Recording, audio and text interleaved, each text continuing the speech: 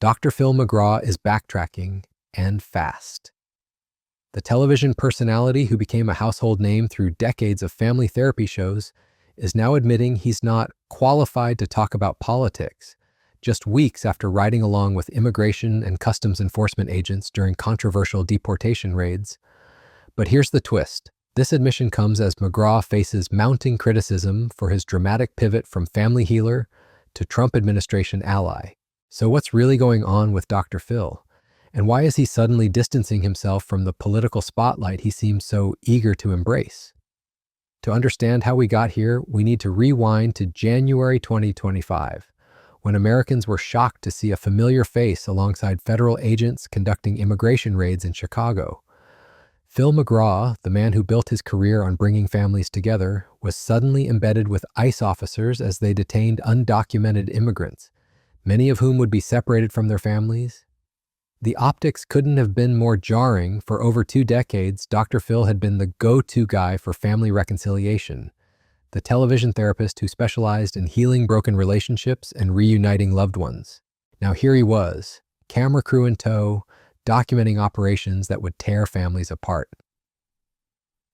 McGraw didn't just observe these raids, he actively participated in them. Depot near MacArthur Park on Wednesday. More than a dozen people were detained outside the store on Wilshire Boulevard in the Westlake area in an operation they called Trojan Horse, according to the Department of Homeland Security. They went on to say, quote, Border Patrol conducted a targeted raid that resulted in the arrest of 16 illegal aliens from Guatemala, Mexico, Honduras, and Nicaragua. Video from News Chopper 4 also showed a Penske moving truck at the operation. Penske Trucking Company later released a statement saying in part it strictly prohibits the transportation of people in the cargo area of its vehicles, and they were not made aware that its trucks would be used and did not authorize this. This comes about 1 month after local leaders, including LA Mayor Karen Bass. The reality on the ground painted a different picture than what McGraw was presenting to his audience. These weren't just targeted operations against dangerous criminals. Federal agents were conducting what critics called Trojan horse operations, hiding in rental trucks at places like Home Depot parking lots where day laborers gathered looking for honest work. In one operation alone, 16 people were detained, dragged away from their attempts to earn a living. Video footage showed him questioning detained individuals, asking about their citizenship status, and even interviewing suspects who recognized him from television. In one particularly striking moment captured on video, a man being detained looked at McGraw and said, "You're Dr. Phil," highlighting the surreal nature of seeing a daytime TV personality in the middle of federal law enforcement operations. The footage was broadcast on McGraw's own network, Merit TV, a conservative media venture he launched after ending his long-running daytime show in 2023. But McGraw's involvement with ICE raids wasn't a one-time affair. He embedded with agents again during operations in Los Angeles in June, working alongside Trump's border czar Tom Homan to provide what he called transparency for the administration's immigration crackdown. McGraw defended these operations as targeted efforts to apprehend known criminals and terrorists. Pleading for help after a 24-year-old woman was taken into custody by ICE. Giovanna Hernandez Martinez was pulled over by Leeds police for a traffic violation. She did not have a driver's license, and according to a post by the police chief, she showed a Mexico-issued identification card. Hernandez Martinez later taken into custody by ICE and transported to the Pickens County Detention Center. Gio, as she's called by friends, is an honors graduate of Leeds High School, has a master's degree from JSU, and is now working as a counselor. Her parents brought her to the U.S. at the age of 7. Friends tell us Hernandez Martinez has been working to get citizenship, but it has been a struggle. They say it's time for compassion over cruelty. They have started a petition drive fighting her deportation. Take the case of Giovanna Hernandez Martinez, a 24-year-old woman detained after a traffic stop in Alabama. She wasn't a criminal or a terrorist. She was an honors graduate with a master's degree, working as a counselor, brought to America at age 7. Her family had tried multiple times to apply for citizenship, missing crucial deadlines by mere months. They'd built their entire lives here, getting education, jobs, making friends. Giovanna even ran her own business. Yet she found herself caught in the same enforcement net McGraw was celebrating. The disconnect between McGraw's narrative and reality became even clearer when looking at the actual data. Officials would later reveal that in these so-called targeted operations, nearly half of those detained had no criminal records whatsoever. Many who did have convictions only had immigration or traffic offenses, not the violent felonies McGraw claimed to have seen in his privileged access to case files. He insisted that ICE wasn't conducting the sweeping neighborhood raids that critics described. Local officials painted a starkly different picture. In Los Angeles, Mayor Karen Bass directly accused federal agents of racial profiling, stating they were simply targeting people based on their appearance at locations where immigrants traditionally gathered for work. The operations weren't surgical strikes against dangerous criminals. They were broad sweeps that caught anyone who couldn't immediately prove their legal status. Border Patrol officials would later defend these tactics, acknowledging they used creative methods like hiding agents and moving trucks, justifying it as necessary for catching criminals, even though the majority caught had committed no crimes beyond their immigration stay. Obtuse, but rather surgical operations targeting specific high-value individuals.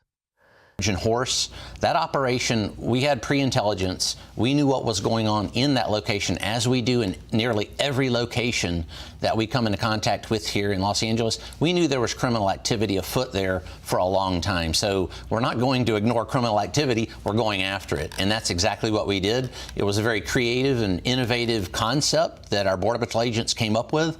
That's that same creativity and innovation that we see along the border and in the interior every day that brings good, sound operations to make our city safer. And I got about 30 seconds left. You know, some people out there say, well, why are you going after these day laborers? They're just looking for work. But I understand, just like what we saw in Sacramento, some of the people you arrested at this Home Depot had criminal histories. Bill, we're starting to see that 30 to 40%, for your viewers, 30 to 40% of these larger operations in which we apprehend large amounts of illegal aliens, 30 to 40%. The backlash was swift and intense. Critics pointed out the fundamental contradiction in McGraw's new role. How could someone who had spent decades reuniting families now participate in operations that separated them? The criticism reached a crescendo when HBO host Bill Maher confronted McGraw directly on his show Real Time in August. Maher didn't hold back, asking pointedly, "Why are you going on these ICE raids? You're a guy who, for so many years, has been working to put families together, to bring families who are apart and heal them. And now you're going on raids with people who are literally separating families. Explain that." McGraw's response was explosive. "Now that's bullshit," he exclaimed, clearly rattled by the confrontation. He attempted to justify his involvement by comparing immigration enforcement to any other law enforcement action, arguing that when citizens are arrested for crimes, families are naturally separated. If you arrest somebody that's a citizen that has committed a crime or is DUI with the child in the back seat, do you think they don't separate that family right then, right there? Of course they do, McGraw argued, but his defense seemed to miss the point that many critics were making, that his participation in these raids represented a fundamental departure from his decades-long mission of family healing. The confrontation with Maher revealed the extent to which McGraw had become a Trump administration ally. He defended ICE agents wearing masks during raids, claiming they were being doxxed by legislators who were putting their personal information online. He argued that agents needed protection from potential violence against their families. McGraw also emphasized his privileged access to case files, claiming that those being arrested had rap sheets, 14 different cases long of child predators. They stopped accepting DACA applications in the year 2007, so we were a year late. And a lot of people say, you know, they've been there for, you know, that long, that many years. Why haven't they also, you know, besides DACA, tried applying for citizenship? And the thing is, we've tried a lot of different times, but a lot of people think that applying for citizenship here is like people going and, you know, taking a test for a driver's license. According to Hernandez, Martinez had her own LLC and was working with HICA, an immigration advocacy organization based in Birmingham.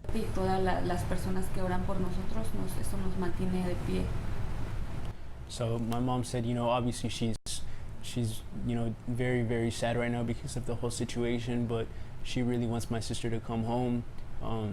This is her home. She was like, you know, we've obviously been here almost our whole life, and a lot of people say, you know, they're not from here. we do understand that, but we grew up here, we've made friends here, we've gotten our education here, we've gotten jobs. But when Maher pushed back, noting that ICE operations had expanded beyond targeting violent criminals to include raids at places like Home Depot, where immigrants sought honest work, McGraw seemed to have no adequate response. Senator Dick Durbin of Illinois was among the most vocal critics of McGraw's involvement, taking to the Senate floor to condemn what he saw as a dangerous precedent. Dr. Phil has as much business being on these raids as he does performing surgery, Durbin declared, questioning why a television personality was being given access to sensitive law enforcement operations. Durbin argued that McGraw's presence could complicate legal processes and potentially interfere with criminal prosecutions that might follow from the arrests. The senator also noted the irony that if the immigrants being arrested were truly as dangerous as claimed, why was a civilian television host being allowed along for what were supposed to be high-risk operations? McGraw's transformation from daytime television therapist to Trump administration ally didn't happen overnight. The shift became apparent in 2024 when he began using his platform to discuss immigration issues, something he had never done before in his decades-long career. His social media accounts, which had never previously mentioned terms like illegal, border, immigration, or ICE, suddenly began featuring content about border security and immigration enforcement. He appeared at a Trump rally at Madison Square Garden, calling the then candidate tough as an old army boot, though he later claimed this wasn't an endorsement. The business motivations behind McGraw's political pivot became clearer with the launch of Merit TV, his conservative media venture backed by the Trinity Broadcasting Network.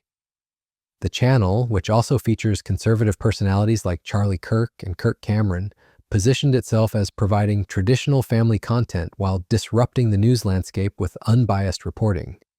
But critics argued that McGraw's ICE ride-alongs were anything but unbiased reporting. They were propaganda pieces designed to support the Trump administration's immigration policies while building an audience for his new media venture. The made-for-TV nature of these immigration raids raised serious questions about the administration's priorities. Reports emerged that ICE agents were being told to be camera-ready for operations, suggesting that the raids were as much about public relations as they were about law enforcement.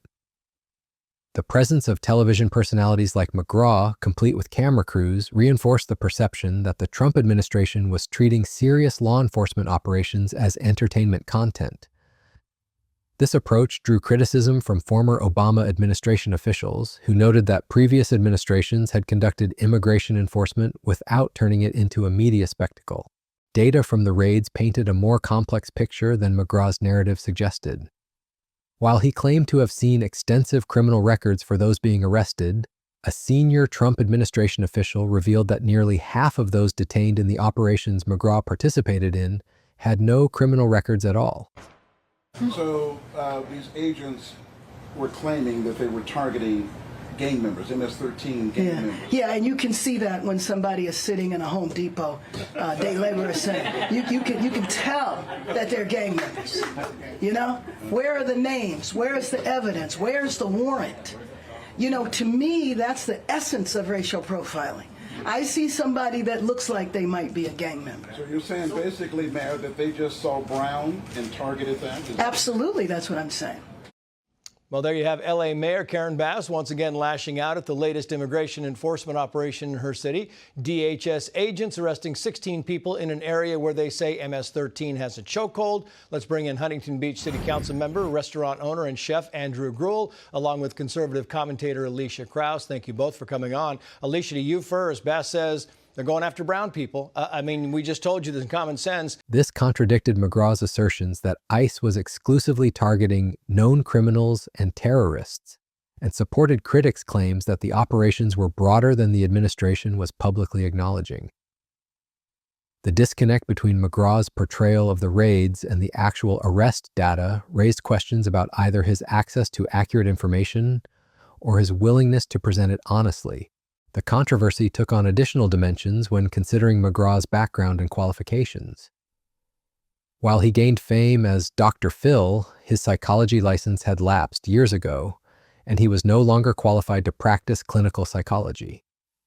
Critics argued that his lack of expertise in immigration law criminal justice, or national security, made his commentary on these complex issues particularly problematic.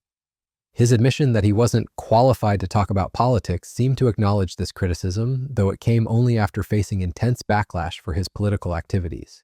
McGraw's involvement in the raids also highlighted broader questions about media access to law enforcement operations. While journalists regularly embed with military units and police departments, McGraw's situation was different. He wasn't functioning as an independent journalist, but rather as a supporter of the administration's policies. His Merit TV coverage was clearly designed to present the raids in a positive light rather than provide objective reporting. This raised ethical questions about whether the administration was providing privileged access to friendly media figures while limiting access for independent journalists who might ask tougher questions. The impact of McGraw's political transformation extended beyond his own career to the broader landscape of celebrity political involvement. His case illustrated how entertainment figures could leverage their fame to gain access to political processes and potentially influence public opinion on policy matters. The fact that someone known primarily for daytime television could suddenly become a prominent voice in immigration policy debates raised questions about the role of celebrity in American political discourse and the responsibilities that come with such influence. For immigrant communities, McGraw's involvement in the raids represented something more troubling than mere celebrity political posturing. Many immigrants who had watched his show and trusted his message of family healing felt betrayed by his participation in operations that separated families. The psychological impact of seeing a figure associated with help and healing participating in enforcement actions against their communities cannot be understated. It represented a fundamental breach of trust that went beyond political disagreement to personal betrayal. The timing of McGraw's admission that he wasn't qualified to discuss politics was particularly significant.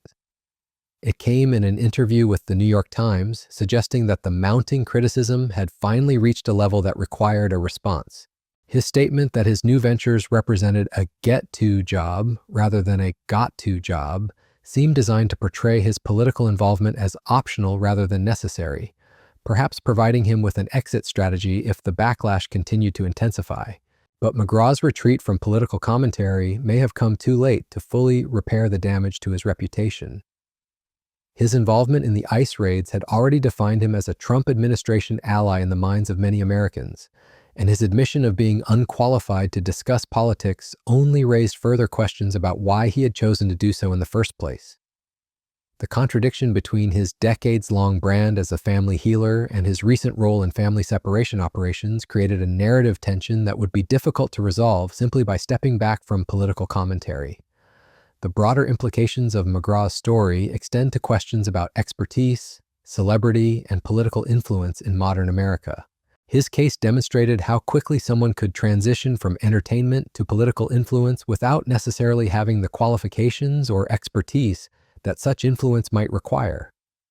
It also showed how the Trump administration's approach to media and messaging created opportunities for celebrity allies to gain unprecedented access to government operations, sometimes with problematic results. As McGraw attempts to distance himself from political commentary, questions remain about the lasting impact of his involvement in the immigration raids. His participation helped legitimize and publicize the administration's enforcement actions, potentially influencing public opinion about immigration policy. The footage he captured and broadcast through Merit TV became part of the historical record of this period in American immigration enforcement, regardless of whether he now claims to be unqualified to comment on the policies behind it. The story of Dr. Phil's political transformation and subsequent retreat offers a cautionary tale about the intersection of celebrity, politics, and expertise in contemporary America. It demonstrates how quickly public figures can find themselves in over their heads when they venture into complex policy areas without adequate preparation or understanding. McGraw's admission that he wasn't qualified to discuss politics may have been an attempt at damage control, but it also served as an implicit acknowledgement that his high-profile involvement in immigration enforcement operations may have been a mistake. Looking forward, McGraw's case is likely to influence how other celebrities approach political involvement and how administrations manage media access to sensitive operations. The backlash he faced for his ICE ride-along sends a signal to other entertainment figures that political involvement comes with risks and responsibilities that extend beyond their traditional areas of expertise. For government officials, the controversy surrounding McGraw's access may prompt more careful consideration of who gets privileged access to law enforcement operations and under what circumstances. The ultimate irony of Dr. Phil's political adventure may be that in trying to provide transparency for immigration enforcement operations, he instead highlighted the complex ethical and practical problems with turning serious law enforcement into entertainment content. His admission of being unqualified to discuss politics came too late to prevent the damage to his reputation and credibility, but it may serve as a valuable lesson for other celebrities considering similar political ventures. In the end, McGraw's story serves as a reminder that expertise matters, that actions have consequences, and that the transition from entertainment to political influence requires more than just fame and good intentions.